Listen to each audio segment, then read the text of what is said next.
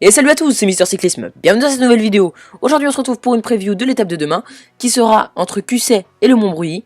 Une étape, somme toute, assez classique pour les punchers, qui sera jugée au Montbrouilly. Et aujourd'hui on est là spécifiquement pour parler du Montbrouilly. Il y aura une succession de côtes durant cette étape qui sera sûrement très intéressante.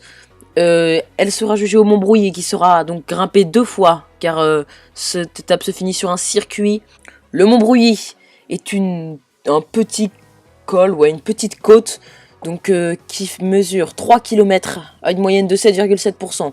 On voit que le début, qui est dans la ville de Saint-Lager, est pas très pentu, environ 1,5 de moyenne, et hop, dès qu'on attaque le pied de la côte, on passe sur des pourcentages beaucoup plus forts pour finir à une fin de côte très forte, avec des pourcentages près de 10%. Une étape assez courte en soi, ce sera très intense comme étape. Je vous rappelle que vous pouvez suivre cette étape en direct sur France Télévisions dès 15h je pense. Et on va parler des pronostics et des coureurs qui seront capables d'aller s'imposer.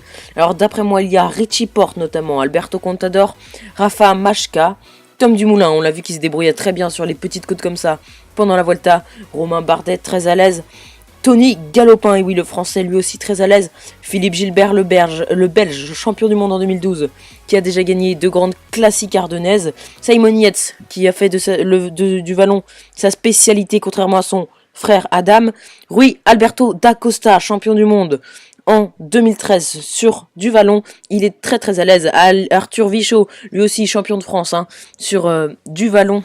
En 2014, Alexis Vuillermoz, vainqueur d'une étape, la 8e du Tour de France 2015, jugé au Mur de Bretagne, qui a des pourcentages et un profil légèrement similaire à celui du Montbrouilly. Il a annoncé son ambition sur cette étape. Pierre Rolland aussi, le français, qui lui aussi sera le dernier vrai favori que j'aimerais citer, qui lui en général annoncer ses ambitions pour ce Paris-Nice.